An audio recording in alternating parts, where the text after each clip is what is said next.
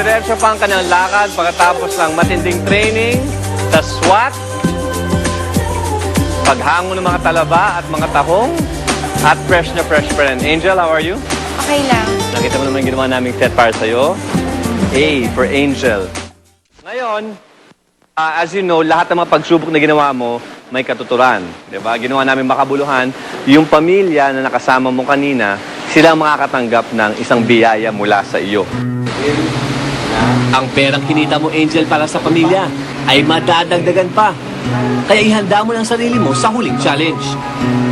Isang anghel na pumunta sa lupa, ikaw yon, at nagbigay at naghatid ng ligaya sa kanilang lahat.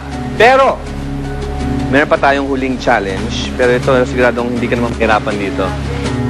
Inisip ko, challenge na naman to sa sorpresa eh.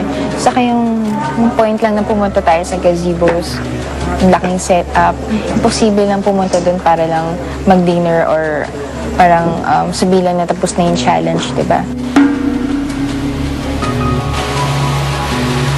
Hello? Hello? May pag-tap ako sa'yo, ha? Isang blind date Okay. ang sinetap namin para sa ating anghel. Sino kaya ang maswerteng mystery date ni Angel? Hello?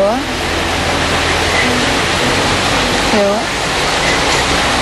Hello, saan ka? Hello, sino sila? Ay, si Ronald nga pala ito. Alam mo talagang talagang kinabangan ko ang mga shows mo. Simula pa lang click, talagang nanood na ako sa'yo. Nagpanggap ako ng fan para masurpresa siya talaga. Kasi mas maganda yung hindi mo ina-expect na yung makikita mo yung tao hindi mo ina-expect. Mas maganda yung makita mo yung natural na reaction ng isang tao, di ba? Kinausap sa akin sa phone, parang, sino to? Tapos nagbibisaya. Eh, babe. Ano lang yung maisipan ko sabihin na, tapos medyo iniba ko lang yung tono ng boses ko para talagang hindi niya ma-detect na ako yun. Nasaan ko kayo? Wow! Makipag-meet. Asan na po kayo? Gusto makapag-meet? Nandito lang sa may likod lang sa may labas lang ng gate. Dito kami nakaantay lang kami dito eh.